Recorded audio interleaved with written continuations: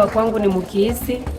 Na mimi nalamukaka hapa asubuhi omwe kwa nenea 6 registre na nimefika mu Rwanda. Je nione gisi ya kurekupere kumakuku mbele ya wakati niende tafutia watoto.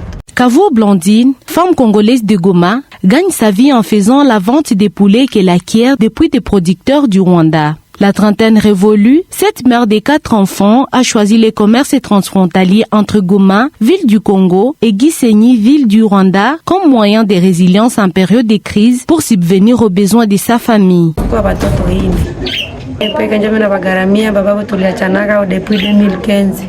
Pour écouler sa marchandise, Blandine fait le commerce ambulatoire dans les rues de Goma afin de trouver plus de clients. Une démarche aux multiples défis, mais cette femme au grand courage trouve un moyen de les surmonter malgré la crise sécuritaire. Mwenyewe iko sasa tunafika hapa kwa Karere. Maana wanatusumbua sana. Huku moyo unailipia sensa. Kuna na kwa ile probleme ya semezo facture. Ile facture nayo unauza huku kusini Rwanda. Ndio huku inafikia 14,000. Sasa na wabuza naye anapenda auze mtuzi mimi. Ndio unaenda unalete na kwa probleme. Maana pale unarudia nyuma. Après la prise de la ville de Goma par les éléments de l'AFC M23, plusieurs commerces tournent au ralenti et celui des Blandines n'a pas été épargné.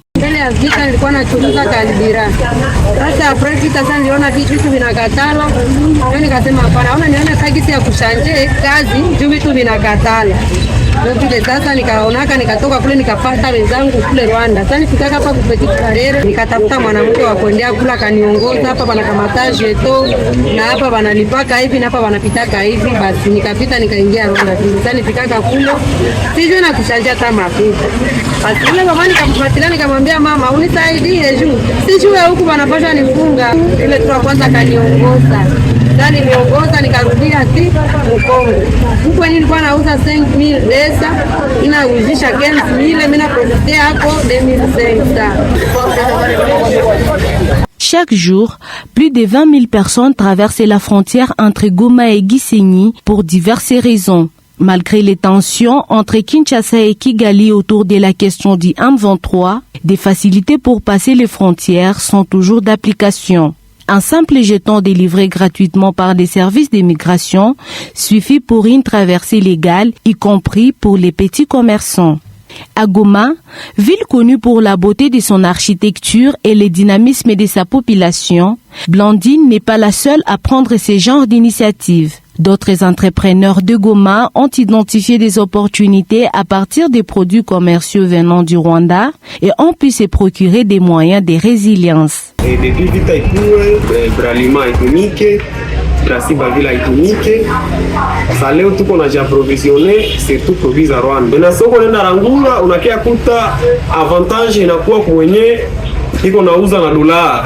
Mwenye aluza na dola anauza bei chini, mwenye aluza na franc anauza bei kali. Na parsa ile dolari kuipata ishakuwa magumu sana. Wakilia paraporo wa mbele ndio unaona pour le moment mingi abatumike juu kazi za mingi zinafungiwa. Kila mtu iko na bei yake. Maki unaweza uza leo bei fulani kesho unauza mwingine bei. Ça dépend na kisi mwenye alileta pombe tellement tuko naitosha Rwanda, ça dépend na giza alivukisha. Par ailleurs, Patrick Kakwenda précise que dans la période d'avant-guerre, son commerce allait de mieux en mieux. Mbele ya vita, pombe walikuwa tuletea mulango, ni bralima ni brasimba, watu tuletea pombe mulango, service walikuwa naita service randia domicile.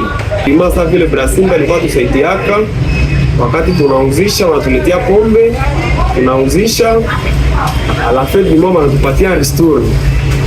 Na ile ristourne ilikuwa tusaidia kuweza kureduce na problème fulani masharge za activités zetu. Au marché des KMB, Aboubakar Boucher de son état estime aussi que les affaires ne marchaient plus comme avant la guerre. Hali ya uchuruzi inaendelea kuzorota sana. Kia pale deja uchuruzi haendelei. Nilikuwa nauzisha ng'ombe 8 7, leo hii ni moja nayo haitaisha ng'ombe. Inafika saa hii zile tuchana. Ndio wewe alikuwa ni Kinshasa. Kinshasa hakuna kuuzisha. Hakuna kujiretrouver parce que aba bachuruzi ya nyama abana organisation yenyewe iko nguvu. Unakutana huyu akileta moja, mwingine analeta 6, zote zinakuwa mingi msoko, moja ya kuuzisha.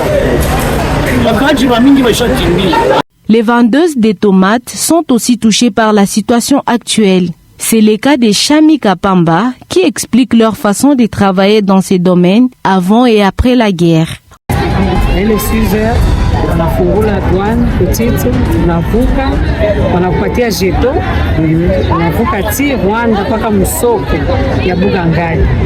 Unakutaka kule mafornisere yetu bale wanatosha Tanzania, Uganda, wanaleta matomate mule msoko. Sisi na shitu tunauza, wanatugabulia sasa en groupage kamoto ba mama 4-3, alake mnachichagula ba mama 4-3, wale mnakamata kamoto kamoya transback mnaleta. Hii probleme ya ma tricycle en tout cas kwanza haitufavorize. Matisha wanakamata na bangukia na inabangukia kata matomate na kondekana, inakuletea probleme wewe kwanza na fournisseur mwenye alipatia kazi. Mbele tulikuwa tunaenda tu wanakupatia fuso ya tomato bia utavuka hata unamwita tu par telefone, alifika fuso inavuka inakukuta msoko unauzisha na mbele tunavuka tu leo je kwa free hapa petit commerçant tunauzishaka hapa nao wabake moya au bawili watatu wanapatana twende tujozie baki yetu tutagabulana bali ndio ile ndio nitakanisa.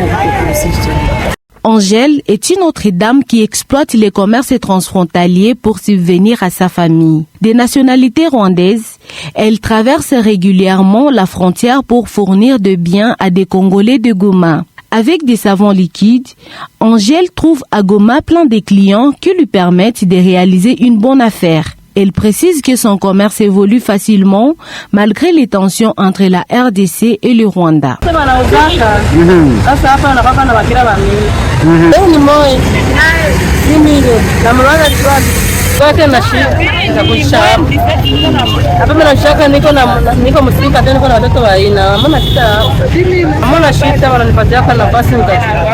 Et malgré la peur du lendemain dans laquelle vit la population, les commerces transfrontaliers jouent un rôle important dans les deux pays en conflit. Les communautés se rapprochent davantage pour dissiper certaines choses qui peuvent être à la base de la division entre les communautés. Et parmi ma action, zinaweza kuamplifier na kuencourager kuko ile échange entre les différents pays, et surtout quand il s'agit d'une part des pays en conflit. Lorsque kuko ile échange entre les communautés, inaamplifier na inaencourager et tunaitaka mu cadre ya résolution des conflits, les rapprochements communautaires. Il y a ma stéréotype zimoya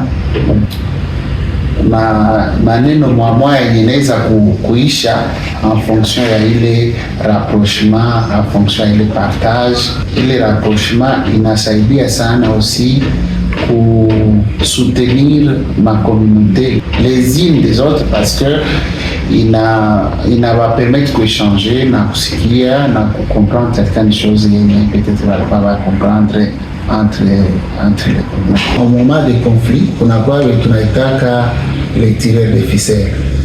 Leur objectif souvent c'est diviser pour régner. Et il est nafanikanaka à travers plusieurs aspects. Je suis en train de voir de plus en plus les discours de haine qui se développent davantage. Na kuko ma rumeur, et souvent ce sont des rumeurs qui tendent vers le négatif. Wakati vérité haiko vitu mingi, c'est difficile de créer une société harmonieuse yenye iko vraiment dans la paix. Kila kitu base hayo ni espoir.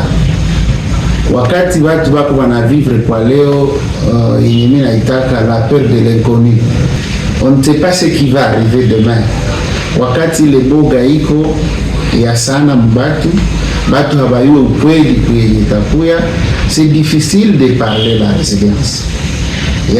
Hatua ya kwanza ni kusema kama tunafanya makazi porque watu wakuwe na espoir, basikuwe na oga. Usiniogope na mimi nisikuogope. Wakati sikuogope, wakati hauniogope, on peut parler, tunaweza ongea. Donc il faut d'abord anticiper pour mettre fin kuboga. Et deuxièmement, maintenant kunakuwa ile travail tunaitaka le dialogue.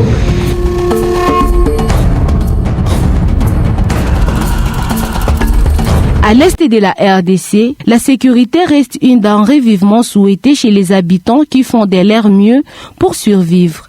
Depuis le mois de janvier dernier, toutes les banques ont été contraintes de fermer à Goma et à Bukavu suite à la guerre. Dès lors, les activités économiques tournent au ralenti dans les villes de Goma et Gisenyi. Cela s'accentue aussi par la fermeture de l'aéroport international de Goma, qui jouait un rôle important dans l'écoulement des produits importés du Rwanda vers d'autres villes du pays. Les populations développent cependant des mécanismes de résilience pour amortir les chocs. Les voix des citoyens s'élèvent pour un rétablissement définitif de la paix, gage d'un développement durable.